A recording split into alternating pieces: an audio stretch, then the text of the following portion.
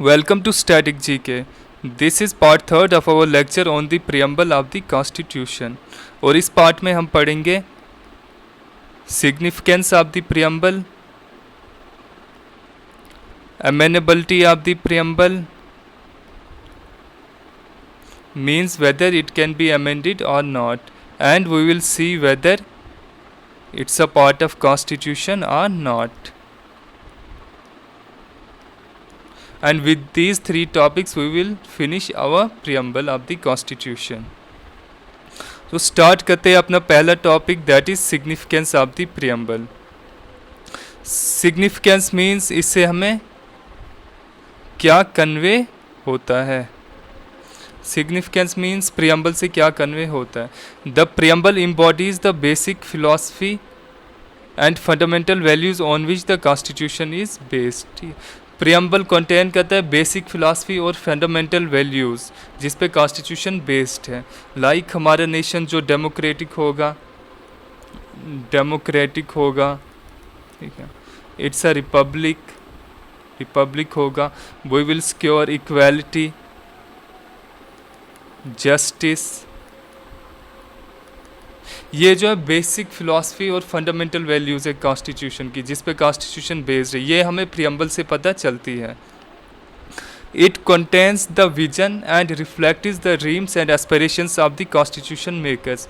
ठीक है, इसमें जो कॉन्स्टिट्यूशन मेकर्स थे, जो हमारे फाउंडिंग फादर्स थे ऑफ द कॉन्स्टिट्यूशन, उनका विजन पता चलता है, वो क्या देखते थे. एंड रिफ्लेक्ट्स द ड्रीम्स, उनके जो सपने हैं उनको रिफ्लेक्ट करता है. एंड एस्पायरेशंस मीन वो क्या अचीव करना चाहते थे कॉन्स्टिट्यूशन से. ठीक है, ये सब हमें प्रियम्बल से पता चलता है. According to K M. Munshi, the preamble is the horoscope of our sovereign democratic republic. ठीक है, के.एम. मुंशी ने बोला है जो प्रियम्बल है ये हॉरोस्कोप है of our sovereign democratic republic. Horoscope means जो एस्ट्रोलॉजर्स होते हैं या फॉर्चून टेलर्स होते हैं, वो जो देखते हैं आपके सितारे वगैरह, उनसे देख के आपकी जो लाइफ के अपकमिंग इवेंट्स बताते हैं. वैसे ही इन्होंने बोला है के.एम. मुंशी ने जो प्रियम्बल है ये भी एक हॉरोस्कोप की तरह है of our sovereign democratic republic. मतलब जो हमारा नेशन है, जो सॉवरन डेमोक्रेटिक रिपब्लिक है, ठीक है, उसका एक हॉरोस्कोप है, हमें उसके बारे में बताता है प्रियम्बल. एम हिदायतुल्लाह, एक जो former chief justice of India थे, इन्होंने ऑब्जर्व किया कि जो प्रियम्बल है ये रिजेंबल करता है, मिलता है जो declaration of independence of the United states of America. ठीक है, इनको लगता है कि जो प्रियम्बल है ये declaration of independence of the United states of America जो था, प्रियम्बल इससे रिजेंबल करता है. लेकिन जो प्रियम्बल है ये डिक्लेरेशन से बहुत ज़्यादा है. ठीक है, one of the member of constituent assembly has said that, constituent assembly के एक मेंबर ने बोला है कि प्रियम्बल जो है मोस्ट प्रीशियस पार्ट है कॉन्स्टिट्यूशन का. ठीक है, कॉन्स्टिट्यूशन का सबसे प्रीशियस पार्ट है, सबसे कीमती पार्ट है. It is the soul of the constitution, ये कॉन्स्टिट्यूशन की रूह है. It is a key to the constitution, ये कॉन्स्टिट्यूशन की है. ठीक है, it is a jewel set in the constitution, ये जो कॉन्स्टिट्यूशन में एक जीवल, एक मोती सेट किया गया है. So these were all the significance of the preamble. ठीक है, प्रियम्बल जो है बेसिक फिलॉसफी और फंडामेंटल वैल्यूज़ कॉन्स्टिट्यूशन की कंटेन करता है. इससे हमें जो हमारे कॉन्स्टिट्यूशन मेकर्स थे उनका विजन, उनके सपने और वो क्या अचीव करना चाहते थे वो सब पता चलता है. के.एम. मुंशी ने बोला है कि प्रियम्बल जो है हॉरोस्कोप है हमारे नेशन का. एम हिदायतुल्लाह ने बोला है कि ये जो है डिक्लेरेशन ऑफ इंडिपेंडेंस से मिलता है, लेकिन उससे थोड़ा ज़्यादा है. ठीक है, और एक मेंबर ने बोला है कि प्रियम्बल सबसे प्रीशियस पार्ट है, ये कॉन्स्टिट्यूशन का सोल है, ये की है कॉन्स्टिट्यूशन की, और ये जीवल है, एक मोती है जिसको कॉन्स्टिट्यूशन में सेट किया गया है. अब हम पढ़ते हैं अपना second topic, preamble as a part of the constitution. क्या प्रियम्बल जो है कॉन्स्टिट्यूशन का पार्ट है या नहीं. हमने वो जैसे देखा था, प्रियम्बल जो है कॉन्स्टिट्यूशन की इंट्रोडक्शन है. ठीक है, जिससे कॉन्स्टिट्यूशन की समरी पता चलती है. बट क्या प्रियम्बल कॉन्स्टिट्यूशन का पार्ट है, क्योंकि इसको तो कॉन्स्टिट्यूशन जब बन गया था उसके बाद में प्रियम्बल को लिखा था, तो क्या हम इसको पार्ट बोलेंगे या नहीं बोलेंगे. ठीक है, तो ये जो है कि क्या प्रियम्बल कॉन्स्टिट्यूशन का पार्ट है या नहीं है, ये थोड़ा कंट्रोवर्शियल रहा है.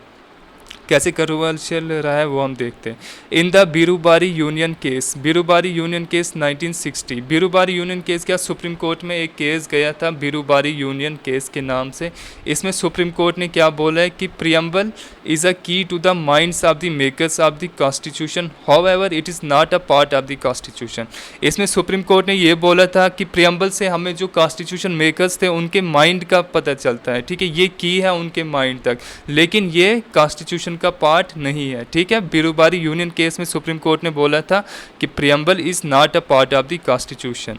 इन the Kesavananda Bharati case 1973, एक दूसरा केस जब गया था केशव नंदा भारती केस 1973 में फिर से ये क्वेश्चन उठा कि क्या प्रियम्बल कॉन्स्टिट्यूशन का पार्ट है या नहीं। इसमें सुप्रीम कोर्ट ने जो पहले वाली ओपिनियन थी उसको रिजेक्ट कर दिया, ठीक है। जो बीरूबारी यूनियन केस में सुप्रीम कोर्ट ने बोला था कि ये प्रियम्बल कॉन्स्टिट्यूशन का पार्ट नहीं है, सेकंड केस में केशव नंदा भारती केस में सुप्रीम कोर्ट ने इस ओपिनियन को रिजेक्ट किया और बोला कि yes preamble is a part of the constitution, ठीक है।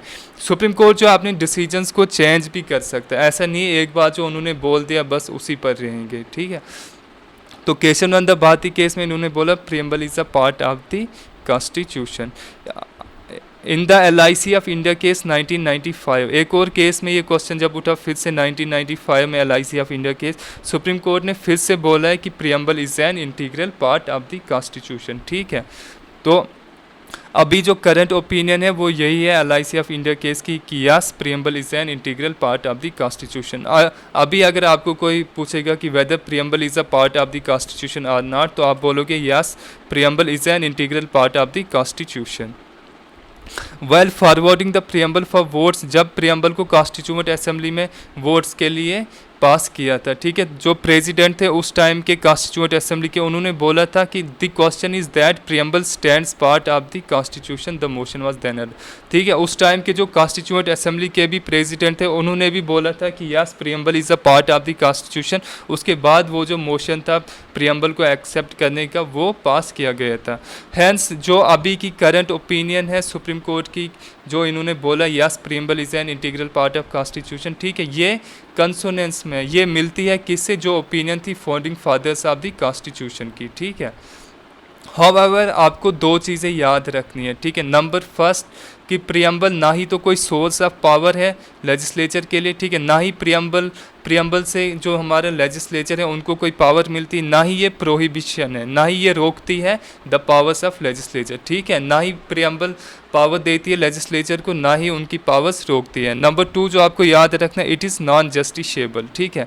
नॉन जस्टिसेबल मतलब क्या हुआ, जो प्रियम्बल में प्रोविजंस है like democratic, Republic, equality, justice, liberty, ठीक है, ये जो नॉन जस्टिसेबल है, मीन अगर आपको कभी लगता है कि हमारे पास इक्वालिटी नहीं है, ठीक है, लिबर्टी नहीं है, लेकिन प्रियम्बल में तो दिया है, ठीक है, प्रियम्बल की ये जो बातें हैं इनको फोर्स नहीं किया, इनको इम्प्लीमेंट नहीं किया जा रहा, तो आप इसको इम्प्लीमेंट करने के लिए कोर्ट में नहीं जा सकते हो, ठीक है, कोर्ट इन्फोर्स नहीं करता, इसलिए इसको नॉन जस्टिसेबल भी बोलते हैं। नॉन जस्टिसेबल मीन आप कोर्ट में नहीं जा सकते इनको इन्फोर्स करने के लिए, ठीक है।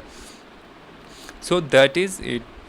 Let's see our last topic, that is amenability of the preamble. Amenability means whether it can be amended or not, ठीक है, क्या इसको amend किया जा सकता है।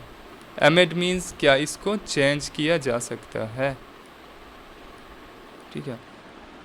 तो ये जो क्वेश्चन है सबसे पहले कि क्या प्रियम्बल को अमेंड किया जा सकता है अंडर आर्टिकल 368। आर्टिकल 368 क्या है, आर्टिकल 368 में दिया है कि आप कॉन्स्टिट्यूशन को कैसे अमेंड कर सकते हो, ठीक है। आर्टिकल 368 में दिया है अमेंडमेंट ऑफ द कॉन्स्टिट्यूशन। तो जो क्वेश्चन है कि क्या प्रियम्बल को आर्टिकल 368 के अंडर अमेंड कर सकते हैं, यानी ये फर्स्ट टाइम कब उठा था, फर्स्ट टाइम उठा था ये केशव नंदा भारती केस 1973 में, ठीक है। ये क्वेश्चन उठा था कि क्या प्रियम्बल को हम अमेंड कर सकते हैं अंडर आर्टिकल 368, ठीक है। इसमें ये बोला गया था कि जो प्रियम्बल है, मतलब जो दूसरे लॉयर थे, ठीक है, उन्होंने ये अर्ज किया था कि जो प्रियम्बल है इसको अमेंड नहीं किया जा सकता क्योंकि ये कॉन्स्टिट्यूशन का पार्ट नहीं है, ठीक है, क्योंकि आपको पता है बीरोबारी यूनियन केस जब 1960 में गया था सुप्रीम कोर्ट में, इसमें सुप्रीम कोर्ट ने बोला हुआ था कि प्रियम्बल कॉन्स्टिट्यूशन का पार्ट नहीं है। इसलिए जब ये केशवानंद भारती केस गया था सुप्रीम कोर्ट में, इस टाइम तक यही ओपिनियन था कि ये जो है प्रियम्बल पार्ट नहीं है कॉन्स्टिट्यूशन का। ठीक है, इसलिए सुप्रीम कोर्ट में इस केस में आर्ग्यू किया जा रहा था कि प्रियम्बल को अमेंड नहीं किया जा सकता क्योंकि ये कॉन्स्टिट्यूशन का पार्ट ही नहीं है। तो आर्टिकल 368 के अंडर आप कैसे अमेंड कर सकते हो, क्योंकि आर्टिकल 368 में तो कॉन्स्टिट्यूशन को अमेंड किया जा सकता है, प्रियम्बल तो पार्ट ही नहीं है। ठीक है, लेकिन सुप्रीम कोर्ट ने इस केस में क्या बोला था, सुप्रीम कोर्ट ने बोला था कि preamble is a part of the constitution. ठीक है, सुप्रीम कोर्ट ने बोला था कि ऐसा नहीं है, प्रियम्बल कॉन्स्टिट्यूशन का पार्ट नहीं है, बल्कि प्रियम्बल कॉन्स्टिट्यूशन का पार्ट है। और हमने जो पहले ओपिनियन दी थी बीरूबारी यूनियन केस 1960 में हमने जो ओपिनियन दी थी कि प्रियम्बल जो है कॉन्स्टिट्यूशन का पार्ट नहीं है, वो गलत थी, दैट वाज रॉन्ग। ठीक है, और इस केस में इन्होंने बोला कि प्रियम्बल कैन बी अमेंडेड, ठीक है, because it's a part of the constitution. Kesavananda Bharati case में क्या बोला सुप्रीम कोर्ट ने कि preamble is a part of the constitution and hence preamble can be amended subject to the condition that no amendment is done to the basic features of the constitution. ठीक है, इन्होंने क्या बोला कि yes preamble को आप amend कर सकते हो अंडर आर्टिकल 368, लेकिन एक कंडीशन इसमें रहेगी कि जो basic features of the constitution है उनको आप अमेंड नहीं कर सकते हो। ठीक है, ये बेसिक फीचर का एवोल्यूशन भी यहाँ से ही हुआ था। तो क्या है अमेनेबिलिटी में, अमेनेबिलिटी में ये है केशवानंद भारती केस 1973 में सुप्रीम कोर्ट ने बोला है कि यस प्रियम्बल को अमेंड किया जा सकता है अंडर आर्टिकल 368 क्योंकि ये भी पार्ट ऑफ कॉन्स्टिट्यूशन है। ठीक है, लेकिन एक कंडीशन याद रखनी है कि आप basic features of the constitution को चेंज नहीं कर सकते। ये फिर से वही है, प्रियम्बल को एक बार अमेंड किया है अब तक। ठीक है, सिर्फ एक बार अभी तक अमेंड किया गया 1976 में 42nd कॉन्स्टिट्यूशनल अमेंडमेंट एक्ट से। ठीक है, जिसमें 3 नए वर्ड्स ऐड किए थे, सोशलिस्ट, सेकुलर एंड इंटीग्रिटी। ठीक है, सो दैट्स इट। इसके साथ ही हमारा प्रियम्बल कंप्लीट होता है। आपको ये सारी चीज़ें आप नोट कर सकते हो। अगर आपको पीडीएफ चाहिए, I can provide you PDF also and this is enough, this is sufficient, this material is sufficient. अगर आप ये सारा पढ़ते हो पूरा, आपको कहीं और भटकने की ज़रूरत नहीं है। ठीक है, so guys if you like it this lecture, do like, comment, share and also subscribe. ठीक है, और शेयर भी करना। And also if you are having any doubts or you want to give some feedback or you want me to improve, please do comment so that I can improve. Thank you guys, hope you like this lecture.